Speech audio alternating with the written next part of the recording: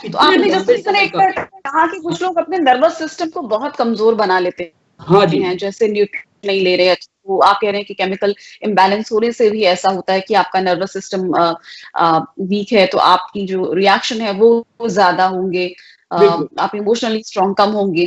तो किस तरह अपने मेंटल हेल्थ को जांचना चाहिए कि हमारी मेंटल हेल्थ, हमारी जो इमोशनल हेल्थ है उसको, जो इमोशनल हेल्थ है उसको किस तरह जांचा जाना चाहिए कि इमोशनल हेल्थ, इमोशनली हेल्दी देखिए मैं हम बने, एग्जांपल देता और हूँ। लगातार किस तरह से न्यूट्रिशन देते रहना चाहिए, जैसे कि फिजिकली भी हम अपने शरीर को न्यूट्रिशन देते हैं, तो किस तरह इमोशनली भी बैलेंस रहने के लिए खुद को न्यूट्रिशन देते रहना चाहिए। हाँ, देखिए न्यूट्रिशन में जो है ना बेसिकली जो बी कॉम्प्लेक्स से रिलेटेड जितने भी चीजें होती है और कैल्शियम वगैरह जो होता है, और ये सब चीजें हमारी बॉडी को मिलते रहना चाहिए। तो इसमें सबसे पहले जो जैसे कहता है ना कि नर्वस सिस्टम के लिए बहुत अच्छे जो तीन चार चीजें हैं, कि एक तो नट्स जो होते हैं जितने भी, जैसे कहते हैं ना जी। दिमाग खराब है तो बादाम खाया कर, ऐसे बोलते ही हैं। तो नट्स और सीड्स जो होते हैं उनके अंदर जो फैट कंटेंट होते हैं और उनके अंदर कई तरह के कैल्शियम वगैरह भी होते हैं।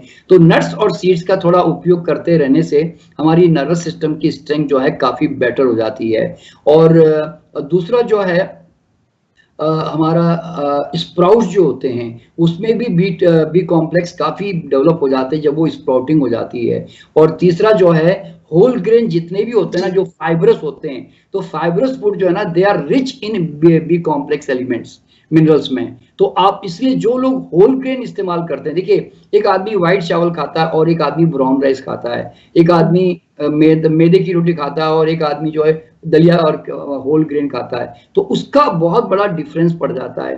तो और एक बात हमेशा ध्यान में रखनी चाहिए कि नर्वस सिस्टम तो स्ट्रांग तो मिला मिलाया है, उसको कमजोर करने वाले फैक्टर को अगर हम ज्यादा इस्तेमाल कर रहे हैं तो फिर आपका नर्वस सिस्टम बहुत सेंसिटिव हो जाएगा।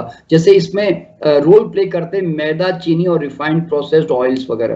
देखिए मैदा और चीनी जो लोग खाते हैं ना वो बॉडी को कभी दे के नहीं जाते, ये हमेशा बॉडी में से लेके जाते हैं। जैसे ही हम एक ब्रेड खाई, हमने चीनी खाई, हमारा कैल्शियम, हमारा हमारा फास्फोरस, हमारा मैग्नीशियम, हमारा बी कॉम्प्लेक्स सब लुट गया समझो। और वो जितना ज्यादा चीनी है, जितना ज्यादा मैदा है, उतना नर्वस सिस्टम आपका डाउन होता जाएगा और आपकी जो रिएक्टिव कैपेसिटी है इमोशनल वो बढ़ती चली जी। जाएगी, आपकी सेंसिटिविटी हाई होती चली जाएगी, आप जल्दी जल्दी चिढ़ते जाओगे। तो इसीलिए अब ये इसका कारण आपको भी समझ में नहीं आता कि मैं ऐसा चिढ़ता क्यों हूं, मैं चिढ़ना तो चाहता तो नहीं हूं पर मेरे से क्यों हो जाता है। लेकिन इसमें न्यूट्रिशन एक खैर एक बहुत बड़ा रोल है, और एक्सरसाइज का भी मैंने बताया कि उसका भी रोल है, क्योंकि एक्सरसाइज से क्या होता है जी। टॉलरेंस पावर बढ़ जाती है। लेकिन जो तीसरा जो रोल है वो समझना क्या जरूरी मालूम है, आपका सबकॉन्शियस माइंड को समझना बहुत जरूरी है। इसमें मैंने जो आज तक मैंने इसके अंदर जो मैंने विक्ट्री की है, मैं ऐसा बोल सकता हूँ विक्ट्री, वो है सबकॉन्शियस के थ्रू। देखिए हमारा जो सबकॉन्शियस माइंड है ना, ये हमारा कंडीशन माइंड है। हम जो प्रोग्रामिंग आदत डालते हैं वो इससे प्रोग्राम हो जाता है। तो अब जी। सबकॉन्शियस का गेम क्या मालूम है, if you want to chase something, इसको न्यूरोप्लास्टिसिटी बोलते हैं, कि आप एक नया थॉट क्रिएट करें जो आप जैसा चाहते हैं और उसको रेगुलरली अफर्मेशन और विजुअलाइजेशन के द्वारा आप अपने माइंड में रोज उसकी प्रोग्रामिंग करें, तो धीरे धीरे एक न्यू नर्व पाथ जो है आपके ब्रेन में डेवलपमेंट होगा और फिर आपकी वो दूसरी वाली हैबिट आपकी डेवलप होने लगेगी। जैसे मैं आज राइट हैंड से खाना खाता हूं तो अब मेरे को लेफ्ट हैंड से खाना अच्छा नहीं लगता, पर मैंने अगर राइट हैंड को धीरे धीरे मैंने लेफ्ट हैंड से भी थोड़ा थोड़ा खाना शुरू किया, 2 दिन 4 दिन बाद में क्या होगा, मेरा लेफ्ट हैंड अकोमोडेट करने लग जाएगा। तो इस तरह से everything is changeable, everything can be change. तो देखिए अब मैं एग्जांपल देता हूं, तो मैंने अपने सबकॉन्शियस माइंड में कैसे चेंज किया मालूम है, you can change all your habits I am telling you, because ultimately everything is robotic reactions and habits. तो आप उसके लिए क्या करें कि तो आप आराम से जब सुबह उठते हैं पलंग पे, तो आप उठ के पलंग पे है ना, आप 21 टाइम्स ये अफर्मेशन आप दोहराएं। जैसे मान लो मुझे गुस्सा बहुत आता है तो मैं अब क्या बोलूंगा, in every situation I am always relaxed and peaceful। मैं हर स्थिति में हमेशा बहुत शांत और रिलैक्स रहता हूँ, इसके कारण मेरे संबंध सब लोगों के साथ बहुत प्रेमपूर्ण और मधुर है। तो अब मैं क्या करूंगा, अब मैं अपनी कल्पना में क्या देखूंगा मालूम है कि मुझे ऑटो वाला गलत बोल रहा है, मेरे हस्बैंड गालियां दे रहे, मेरी पत्नी झगड़ा कर रही, मेरे बच्चे बात नहीं मान रहे, लेकिन मैं बड़ा शांत होकर सबको सुन रहा हूँ। यानी कि जो मैं चाहता हूँ, what I want, I am focusing on that and I am creating that new energy in my brain pattern. अब समझे ना, दैट न्यू थॉट। तो जो जो मेरे जीवन में कमजोरियां है कि यार यानी कि मैं तुनक मिजाज हूं, यानी कि मैं छोटी छोटी बात पे चिढ़ जाता हूं, तो अब आपको फिर उसका उल्टा उल्टा पॉजिटिव वे में आपको प्रेजेंट टेंस में बोलना पड़ेगा कि नो मतलब people appreciate me, my behaviour, my my no I am non reactive to. अब मैं समता भाव में रहने की, समता भाव का मतलब है इक्विनेमस, मैं अब हर परिस्थिति में बड़ा रिलैक्स्ड और समता भाव में रहता हूँ। अब मैं नॉन रिएक्टिव हूँ और अब मैं वॉचमैन की तरह लाइफ को ऑब्जर्व कर रहा हूँ। तो आपको ऐसे बहुत सारे डिफरेंट डायलॉग जो आपकी रिक्वायरमेंट है, उसको प्रेजेंट टेंस में आप उसका एग्जैक्ट अपोजिट आपको उसको अफर्मेशन बोल करते हुए रोज और कल्पना में देखते हुए यू मस्ट सी दैट। जानते हो क्यों? क्योंकि विजुअलाइजेशन करने से क्या होता है कि सबकॉन्शियस माइंड उसको लिटरली है ना ले रहा होता है। तो धीरे धीरे क्या होता है, फिर आपके it take 21 days to practice this habit. Everything changes in the brain in 21 days. तो आपके ब्रेन में क्या होता है, फिर एक नया नर्व पाथ बन जाता है and suddenly one day you will find कि आपके हैबिट में वो चीज आ गई ऑटोमेटिकली। अब देखिए मैं एग्जांपल देता हूं कि जैसे मैं पहले ना एक जमाना था जब मैं बहुत जल्दी जल्दी खा लेता था, तो क्योंकि वो अनकॉन्शियसली हैबिट थी, बैठते ही फटाफट फटाफट खा लिया और चबाया भी नहीं, निकल लिया, एक आदत थी। और आंखें ना ऐसे टमटमाता रहता था, ऐसे ऐसे इधर उधर देखता रहता था। तो लोग बोलते थे कितना बेचैन है यार तू, तेरा नाम बेचैन आत्मा है। यानी कि मुझे एक जमाने में लोग बेचैन आत्मा बोलते थे।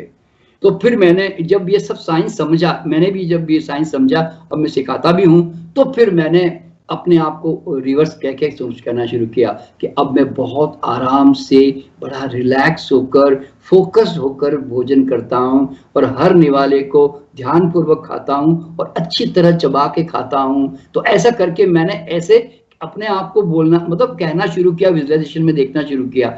तो मैंने जितनी मेरी कमजोरियां थी, क्योंकि मैं ये अच्छी तरह समझ गया था कि ultimately I am nothing but A product of subconscious mind.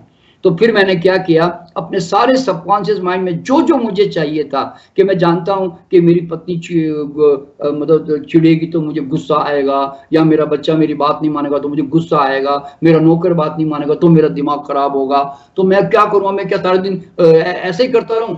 तो मैंने देखा कि नहीं, मुझे दुखी नहीं होना भैया। देखिए सबसे पहले तो मैंने अपना कॉन्सेप्ट चेंज किया कि भाई साहब अब मुझे रिएक्टिव नहीं बनना, मुझे दुखी होकर बीमार नहीं पड़ना भैया। ये तो लोग तो चारों तरफ नालायक है ही भैया, तो मैं इनके कारण क्या बीमार पड़ जाऊं, मैं दुखी हो जाऊं, मुझे नहीं होना भैया, मैं तो मस्ती से जीना चाहता हूं भाई। तो ये एटीट्यूड पहले डेवलप तो किया कि भाई दुखी नहीं हो, तभी तो आप अपने लिए कुछ एफर्ट करोगे। तो एक तो होता है कि ऐसे कैसे कैसे सुखी हो जाएगी, कैसे सुखी हो जाएगी, अरे ऐसे करने से कुछ नहीं होता है। Just observe that what is happening with you, बस उसके बाद रास्ता चेंज करना है ना तो चेंज करो इस तरह से। तो मैंने बहुत सारी अपनी जितनी मेरी कमजोरियां थी, मेरी हैबिट्स थी, मैंने सारी चेंज कर दी बिल्कुल। और अब मेरे लिए क्या मालूम है, अब रिएक्ट करना बहुत मुश्किल काम है, बता रहा हूँ बहुत मुश्किल काम है। क्यों? क्योंकि मेरी हैबिट चेंज हो गई अब सारी की सारी। तो ये बातें जो है ना लोगों को समझना जरूरी है कि न्यूट्रिशन ठीक करना, एक्सरसाइज करना, इमोशन अगर आ रहा है तो अगर देखिए कॉन्शियस होगा ना तो आप उसको कॉन्शियसली रिलीज करोगे। अब मैं एग्जांपल दे रहा हूँ, मान लीजिए मैं मेरी बीवी चिढ़ रही है किसी बात के ऊपर, तो एक जमाना होता था कि मैं क्या तुमने ऐसा कैसे बोल दिया मेरे को, ऐसे मान लो मैं अनकॉन्शियस रिएक्शन करता था। अब मैं है ना उसको हंस के उसको देख रहा होता हूँ कि ये गुस्सा कर रही है, देखो ये मुझे शिकायत कर रही है, देखो मुझसे नाराज हो रही है, तो मैं ना मुस्कुरा के देख रहा होता हूँ। तो अब मैं उसको सॉल्यूशन, अब मैं तो उससे क्या हो रहा है मालूम है कि अब मैं समझ गया हूँ कि यार आफ्टर ऑल बेचारा उसको परेशानी हो रही है। मैं अब उसको ऐसे नहीं देखता कि ऐसा क्यों कर रही है, मैं ऐसा देखता हूँ इसका नेचर है, वो आज थोड़ा मूड लगता है, थोड़ा गड़बड़ हो गया है तो थोड़ी चिल्ला रही बेचारी, कोई बात नहीं 2 मिनट में शांत हो जाएगी। तो ultimately somewhere you have to understand कि हर आदमी है ना टेम्पररी जो है ना वो रिएक्शन कर रहा होता है। तो इस तरह से तो ऐसे तो ये सारे इमोशन को जो है ना देखिए exercise, meditation, nutrition and understanding of your life, and accepting every individual as it is without asking that why he is like that. तब जाके आप कोई इमोशनली ना अपने आप को इस बाजार के अंदर आप स्ट्रांग कर पाओगे। और नहीं तो क्या होता है, आपके दिमाग में भी आना चाहिए कि यार मैं कब तक रिएक्ट करूं, कब तक ये रोज की किचकिच भाई, या आज सुबह उठा तो फिर वापिस वही बात, कल उठा तो फिर वही बात। भैया 2 दिन हो गए, 10 दिन हो गए, 1 महीना हो गया, साल हो गया, क्या मैं रोज यही कहानी रिपीट करता रहूं? क्या मैं इसी तरह प्रतिक्रिया करता रहूं? तो आपके अंदर जब तक ये अवेयरनेस नहीं आएगी, how long I will doing like that, ultimately when I am going to live. तो ये जब क्वेश्चन मेरे दिमाग में आए ना, तब मैंने कहा no, I must understand myself. और एक बात ध्यान रखना, जब भी आपको इमोशनली स्ट्रांग होना है ना, आप दूसरों को दोष देकर अपने इमोशन को स्ट्रांग नहीं बना सकते। ध्यान रखना, आपको अपने आप को ही समझना पड़ेगा और अपने भीतर जाना पड़ेगा। ये एक बहुत जरूरी बात हर आदमी को समझनी चाहिए।